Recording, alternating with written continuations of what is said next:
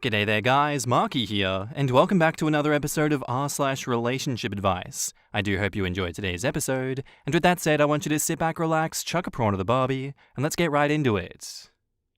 Posted by user ReasonableRead222, titled, Am I the asshole for excluding my adopted sister from family photos? I am 26 female, and my adopted sister Ali is 14. The way we are quote-unquote related is that my younger brother Michael, 24 male, has been with his wife Maya, 24 female, since their freshman year of high school. Maya and Ali had a really bad home life, and my mum is very much a my home is open to everyone type of person. So over that year, Maya began spending more and more time at our house, eventually bringing Ali over as well since she was always babysitting. By the time Michael and Maya were 16 years old, Maya basically lived in the guest room, and Ali spent after school, most weekends, holidays, and summer vacation at our house. My mom and dad said that they both love Maya and Ali like their own children. My other siblings, 18 male and 16 female, also treat her like she's a part of the family. Even after Maya and Michael moved out, Ali is still at their house the same amount, if not more than she was before. Now to preface, I have nothing against Ali. She's a good kid, and I make an effort to be nice to her. However, I've never really liked how she was foisted into our lives. She's not actually adopted, and she still has parents and her own family. Yet my parents spend so much time and resources on her, it's ridiculous. Everyone else has started unironically calling her their daughter or sister, and I've just refused. I don't consider her to be family. Anyways, I got married recently, which is where the issues start. I invited Ali to the wedding, of course, and she came with all of my other family. When we were doing pictures of the wedding parties, I decided that I wanted one with all of my immediate family. So my parents, my siblings, and Maya and Michael's daughter. My mum brought Ali up to come take the picture with us, and I was forced to tell her no. My mum started to get upset, but then Ali said that it was okay and sat down by herself. My mum isn't a very confrontational person, so she didn't make a very big deal of it, but then everyone else realized that Ali wasn't there, and they got mad as well. Ultimately, we took the photo how I wanted it because they didn't want to do this at the wedding, but my entire family is pissed at me now. My mum said that Ali cried when she got home because I don't love her, which I don't. I feel like they forced me into a position where I had to do an asshole thing by forcing this kid onto me. I don't think I should have to consider her family if I don't want to. Am I the asshole? Edit. After the ceremony, but before the reception, the wedding party and both of our close families took photos. I did not include Ali in this photo session, and she sat with the rest of the regular guests waiting for dinner. I did not intentionally exclude her from any of the photos taken. I'm sure she's in some of them from throughout the night, especially because she was there with my family. I hope that clears some things up. In the comments, Meltony says, not the asshole off of what she described, but I guess I'm just curious about how bad things are at her biological family's house. Does she have no relationship with them at all? Does she stay there partially and have a room over there? If she does, I feel like that really cements the not the asshole. But either way, I feel like you're pretty justified, and being almost like family or close to your family doesn't actually make her family.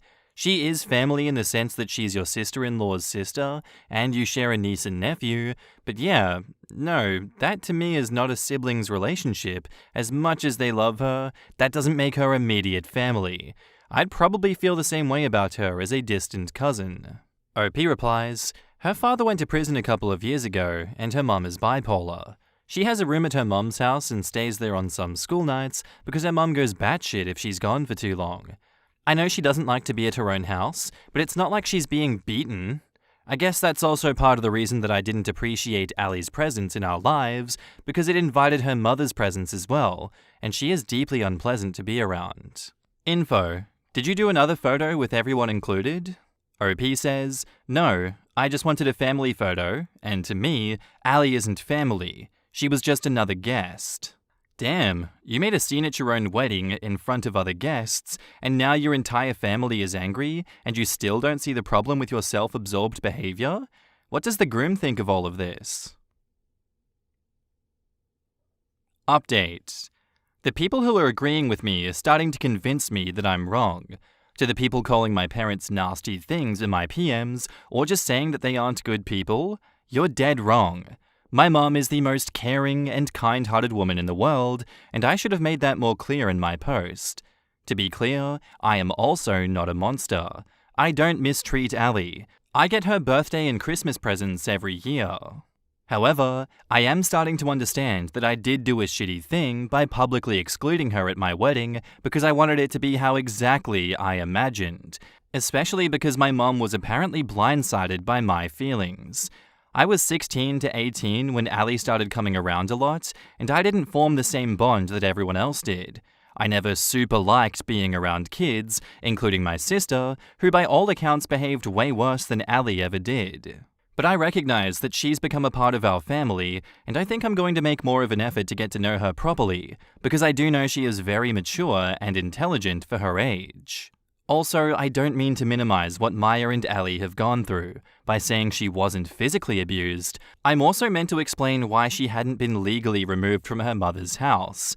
She does have extended family that actually cares about her, but they live a minimum an hour away, so she stays with my parents the majority of the time. Thank you for all of your input. In the comments, Confident Test 7948 says, "Sounds like you might have seen the light, but that was the most heartless thing I've heard of in a long time. The two girls are lucky enough to find a loving home and become a part of a family, and then... Just kidding, you really aren't a part of the family. It's the you aren't wanted all over again. You need to look in the mirror and see if you like that person. You're the asshole, but I see that you've already begun to change your thought process. Congrats, family isn't always blood." In some ways I can get OP's perspective. How many times have we seen parents try and force a bond between stepkids, and am I the asshole usually sides with the kid that resents the bonding? This is similar in that it's an outside person being brought in. At the same instance, I feel for Ali, to whom this must have felt out of left field, since OP is usually okay with having them around. I'm kinda mad at the parents for not checking in with all the kids to see if they're okay with Ali becoming family, and they should have noticed OP never calling her that. I feel like this is special circumstances, because it wasn't an actual adoption, it was about helping out a kid with a tough family life, who was already sort of attached to their own family by virtue of her sister marrying into it. So I get why they didn't ask their kids before helping. Now, as for them seeing her as a part of the family, that's trickier, and in my opinion, should not be forced. Sucks for Ali, but I don't really see how she's the asshole here. Seems like she never really bonded with Ali, and their parents also did nothing to bridge the gap when they decided to take her in, all without asking for their actual kids' opinions. Yeah, I really don't get this one.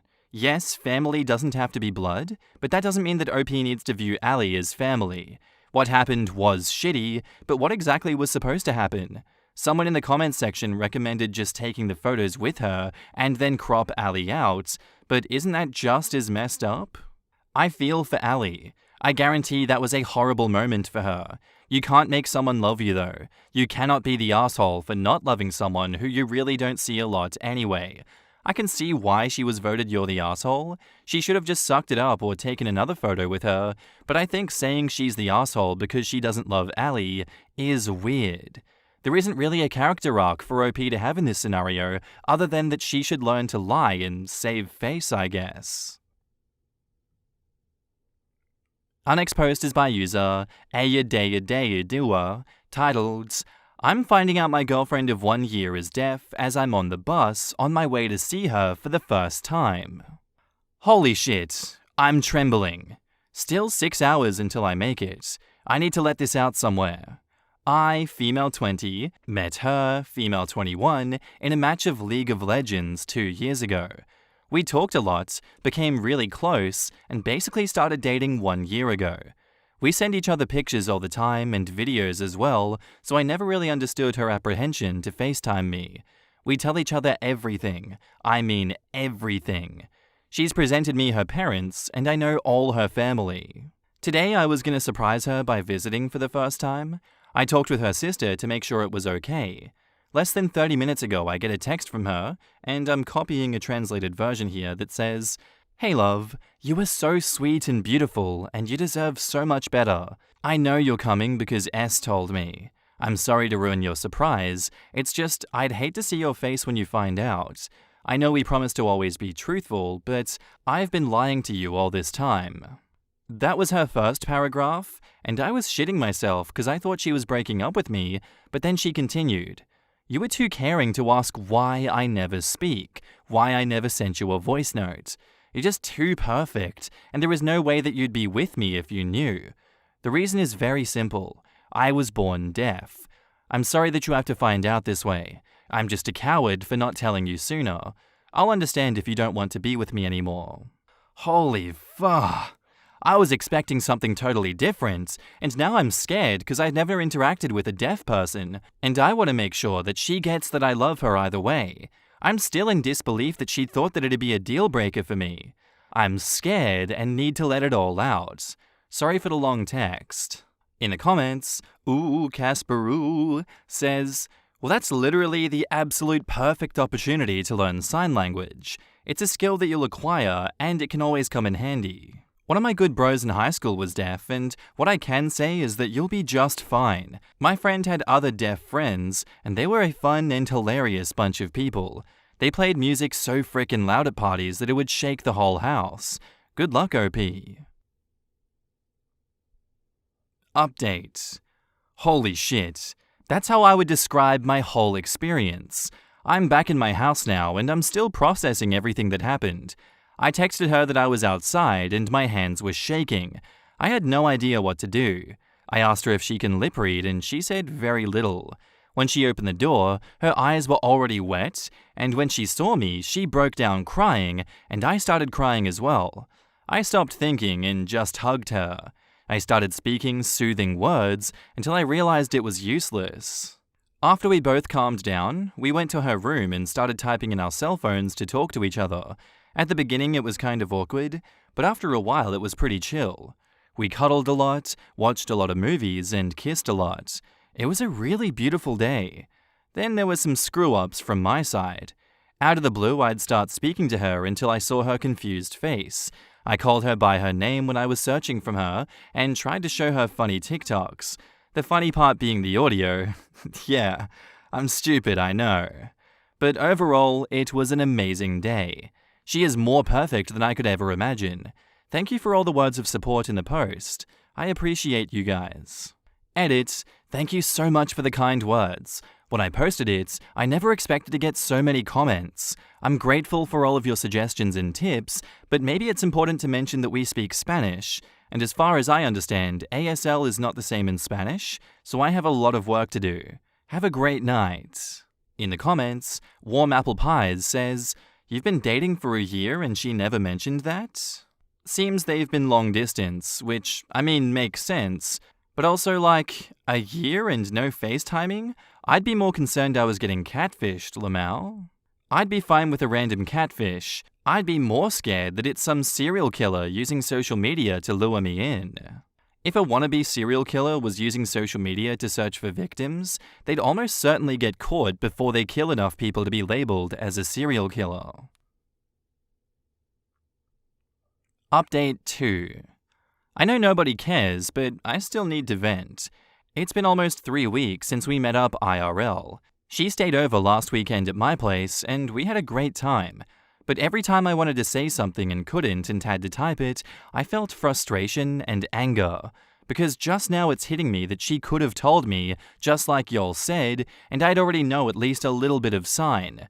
It angers me because she knows how I am. She knows me better than anyone, and she still thought that I wouldn't love her. I know it's more of a me issue, but still I can't help feeling sad.